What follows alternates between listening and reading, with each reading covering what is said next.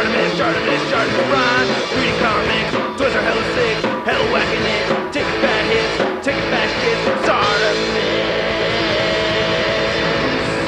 Subscribe for more things. Hey, what's up you guys? ShartimusPrime here, doing another Marvel Legends action figure review on the 12-inch Marvel Legends series Wolverine figure. If you're trying to pick this up, you can pre-order it every Big. Get your big badass toys at BigBadToyStore.com. Click the link in the description below. I gotta say, I love the packaging for these 12-inch Marvel Legends series figures. It does remind me of the Marvel Universe trading cards from back in the day. If you guys didn't grow up collecting those, they were awesome because there'd be like, I don't know, like 150 or something cards, and then there would be only like 5 bonus cards that were a hologram. And very cool to see that once again with the images right over here. Yeah, it makes me happy. It's the geek spot. Anyway, on the very back, you can see some more awesome looking product shots with that hologram foil. And then on the side right over here, we get a nice image of Wolverine. We got Marvel right there at the very top, and then not much more at the bottom. So let's get to it and crack this thing open. And here's Wolverine out of the packaging, and this is an outstanding piece. I really like this Wolverine figure a lot. It's already one of my favorite Wolverine figures in my collection. I just think they captured the physique of Logan over here. He looks very stocky. I think that just looks like Wolverine so much. Great interpretation in plastic form, great articulation, and we also get a lot of accessories with this guy, so let's get a closer look at those accessories, and then we'll get a closer look at Wolverine. So here's everything that comes with the Wolverine figure. We get these 3 interchangeable heads, which I'm going to show off in more detail later on. We get 2 sets of interchangeable hands, and then 2 sets of shoulder pads, and these hands look great. I think they did a fantastic job with the texturing right over here. I mean, look at that. And we see that on the boots. I'll show that off later on, but I really like how the gloves came out. You get these little lines sculpted right there. I really dig these a lot. And then looking at the claws, man, they nailed it with these claws. I really like them. Now at first I thought they were a little on the short side, but then when I compared them to the length of his forearms, I actually thought they looked pretty good because, you know, you don't want these to be much longer than the length of a forearm because that's where they're stored. But I really love this silver paint that we're seeing on them. And they're a little bit sharp, not too pointy, you know. I think they look great, and they came out very straight too. This actually needs to be shifted over just a little bit that way. That's like my only change that I could see myself wanting to make to these, you know, heat that up and move that over, but really, I think they came out awesome. I haven't even tried removing them at all, you know, kind of like with the Marvel Legends, but I guess, hey, there you go, you can. So that's me trying it out on camera. So if you wanted to get some options going on, you can remove the claws. So if you don't want to just have them retracted, you want them giving the middle finger, you know, you can do that. Or switch them around if they're, you know, a little bit bent. But yeah, that's really awesome that they kept that feature on there because I loved that they did that for the Marvel Legends, and it's so much easier popping those out and putting them in compared to the Marvel Legends version. I mean, you just pull it out like that. It's very easy to do. Anyway, looking at the shoulder pads over here, I love the metallic blue that we're seeing. They look fantastic. They all look really good. And they have indicators right over here on the inside. It's tricky to see. There it goes. It says L1. So that's the left side, and you want the letter and number to be on the back of the figure when you port these on. So you're going to go this way, and it has 2 ports that go in there, and you're going to shove it in right there, and then that's how that gets placed on there. Then here's the battle damaged looking one. I guess he scratched himself, or Albert or something, I don't know. But yeah, that looks really cool. I like how the battle damage looks. All these little nicks and scratches. Man, I love that metallic paint. Then here's another regular shoulder pad for the right, but I like how on the right side the battle damaged one has bullet holes in there. I think that's great. I did have fun taking pictures of this Wolverine figure fighting my 12-inch Deadpool Marvel Legends series figure. So yeah, I really like the detail on these. They look great. So the first head sculpt we're looking at is the unmasked head sculpt, and I really like it a lot. It looks fantastic. I like how they have this sculpted stubble in there, but unfortunately there's no black paint added to it. I would have liked a black wash on that stubble, and for some reason it looks like there's just a little bit of paint missing, or something happened right over here on the right side of his cheek. You can see that color difference right over there. But I do like the flesh tone. I do like the eyebrows. I like his blue eyes. He's very squinty though. But I like the big bushy eyebrows that we have over here. He does have the blue eyes, nice wrinkles, nice hair sculpt in there too. It's very clean. I really dig it. On the back right over there, it looks really good. And I like how they have the added piece of the folded back cowl. I really like that a lot. Clean paint apps over there and everything too. And looking too good, right? And it's not looking too bad on this side, except he does have a little bit of something in there. So let's go ahead and take that off and put on the regular head sculpt, which sadly is my least favorite one out of the three, just because the fins over here on the back of his head are just far too inward. They should be splayed outward. I did try heating these up, and I tried pressing these so that they're sticking outward a little bit more so, and it's just not working out for me. To show a comparison, here's the Red Hulk Wave Wolverine. You can see how much farther out these stick out than this one right here. So that does bother me. But other than that, it does look pretty good. The face looks consistent, fairly clean paint, missing a little bit of yellow right there in the middle, but I like how the eyes came out. I like the wrinkles in the face. And looking at it from the side right here, that looks really good. So it's not too terrible or anything. It's just, I wish there, when you look at it head on, yeah, that just frustrates me. Then there's looking at the back of it. And then lastly, my favorite of the three is the battle-damaged, giant-toothed screaming Wolverine. Now, whoever's sculpting these figures over there at Hasbro, man, cool it on the teeth, bro. I mean, then some chompers. You got really, really big teeth. I noticed that on the Hulk figure as well. Just really big teeth. This isn't totally lined up correctly where the nose, is underneath the mask right there, but it's not the worst thing in the world. I actually just noticed that right now while filming. But I really like how the paint came out for the teeth and the mouth right there.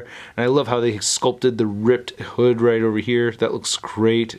And I love how you can see the hair coming through it. I wish there was some kind of color variation so it would stand out a little bit more. And I love how the battle damage looks on the side right over there. I mean, come on, that looks great. I love how that's missing a whole piece. Get all these bullet holes and scratches, and these stick out just a little bit more than the regular head sculpt too, so that's better, comparing them side by side. I don't know, it seems like they're sticking outward just a little bit more so than this one. Yeah, they are. You can see how they go over the ear a lot more on this guy right there. But I love the screaming facial expression. It looks really cool to me. I really dig that. So yeah, this is definitely my favorite of the three head sculpts, and it's tricky to see, but they even sculpted in little gashes right over there on the back. I think that's great. Then looking at the rest of the figure, it looks fantastic. There's a little bit of scuffage right here from the chin of this guy kind of rubbing against the chest when I tried putting the head on there, and that was something I was doing off camera. There's very subtle color variation in here. I really have to darken things up, but there's like a little bit darker yellow going through the middle of the abs, so that just defines the musculature a little better. Again, I wish we had some black wash over here where there should be hair, so you can see that they sculpted the hair, but it's not painted at all, so I really wish we had some black paint to color the hair on there, because it looks like it's sculpted very well, but definitely needed on that, so a little frustrating, but it still looks good. I like how his arms are really thick. I mean, look at those forearms, man, and the gloves. Again, I really like how that came out, and I like how this, adds up with the claws getting retracted into the forearms over there, so I think that matches up very nicely. Then looking at the belt right here, you get this nice fake leathering texture, leathering, and it's just a leather texturing right over there. You could even see some stitching like that. Black paint came out fairly clean, a little smudge right over there, but for the most part it looks pretty good. There's your Logan butt. We get some wrinkles right there on the shorts, and the tiger stripes came out very clean on this, by the way. I really do like that deco. It is deco. I have to feel for it if it wasn't that other technique that they're using, which I forgot, was it Coal Sculpt? I can't remember the name. I like how beefy the legs look. I mean, this is a brand new body mold. Everything's brand new on this. They didn't take anything from the 6-inch Marvel Legends, so I think they just did a great job with it. Like, look at those boots, man. Great looking boots. The glossy paint right over there, a little bit of gloss. Really nice texturing. Dig that a lot. You can see, get those toe joints in there. He does have treads at the bottom of his feet along with some peg holes. And just looking at the back right over there one more time. Yeah, that looks awesome. So I really like the articulation on this guy. His head does look up quite a bit. It just doesn't look up as much as a 6-inch Marvel Legend does. I feel like the head can pop off of there. Yeah, see? So you can see that ball peg will go all the way back right over there, but the way the back of the head is sculpted right here, it doesn't really allow for it to go back as much as I'd really like it to. But yeah, with some effort, you can get him looking upward that much. He will look down very far. You get side-to-side movement over here and no head tilt. You get hinges right over here on these shoulder pads, if I didn't mention that already, and you can move the shoulders outward that far. He does have a butterfly joint in there. That works out very well. I like that a lot. And you can rotate the shoulders all the way around, and you can see how the shoulder pads move along with it. He has a bicep swivel. We get these great double-jointed elbows where you can see the hinge right over here goes into the forearm as you articulate that. Then you get the other joint right over there, so that is great. All four hands swivel right over here, and they hinge up and down. We do get a diaphragm joint that can be tricky to get centered on the figure, but it's not the biggest complaint in the world. You get side-to-side movement over here. You do get that diaphragm pivot, and he will diaphragm crunch and diaphragm back. He also has a waist crunch right over here, so he can waist and diaphragm crunch that far forward, and using both of those joints, he'll go back that far.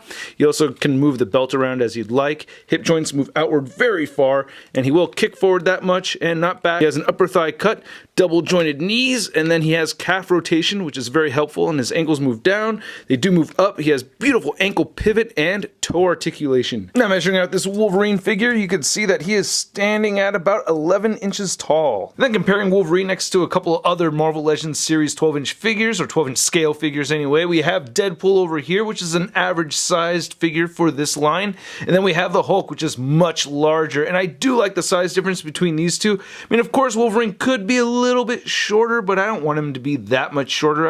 I do like the size as it is right over there.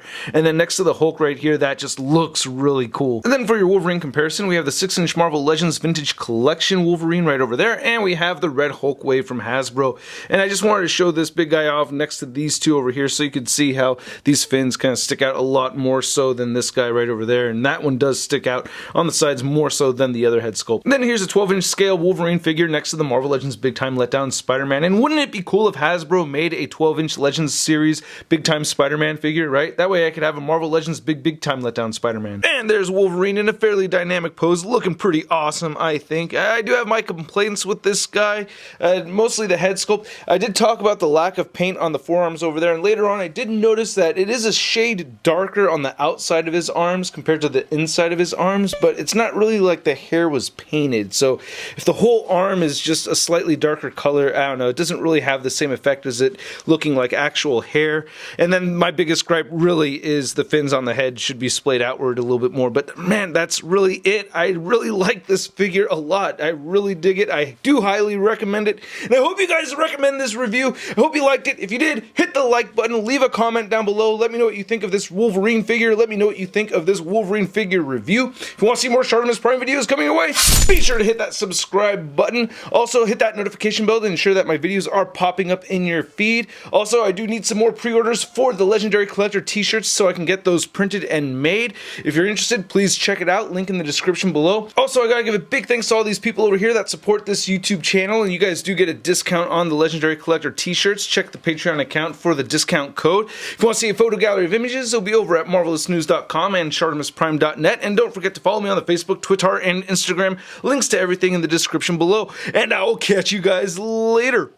Peace. I'm gonna play with my toys today. I'm gonna play with my toys today. I'm gonna play with my toys today. I'm gonna play with my toys today. Well, I don't care what the strangers say. I'm gonna play with my toys today. That's crispy. Hey, new ShartimusPrime videos. Hey, you should click one. Yeah, click on one of them. Or subscribe if you haven't.